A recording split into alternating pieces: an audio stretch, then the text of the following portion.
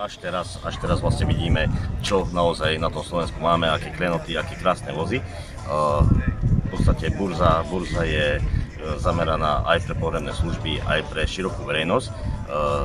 Pozorujeme, že už tí ľudia, tí občania z okolitých miest a obcí sa tu začínajú pohybovať, pozerajú sa.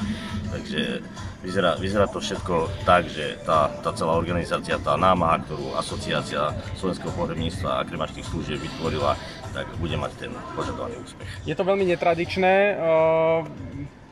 Pre ľudí to možno aj také, že nechcú o tej smrti moc hovoriť. Čiže neobávali ste sa možno to v rámci asociácie, že tí ľudia neprídu potom? Určite sme sa obávali v rámci asociácie.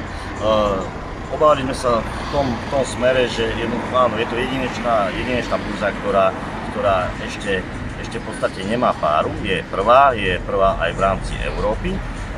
Nikto sa s tým nikdy nestretol, takže bol to taký nástrel aj pre možno budúce ročníky, ale ako vravím, ako vidíme, tak tí ľudia chodia, spýtajú sa, sú zvedaví a vlastne aj otázky, na ktoré sme chceli teda odpovedať v rámci toho úmrtia, v rámci toho celého procesu, ktorý teda nastane, keď to úmrtie v domácnosti príde, tak tí ľudia sa začínajú pýtať, začínajú sa zaujímať, dá sa povedať, prichádzajú preto, aby sa tie informácie dozvedeli.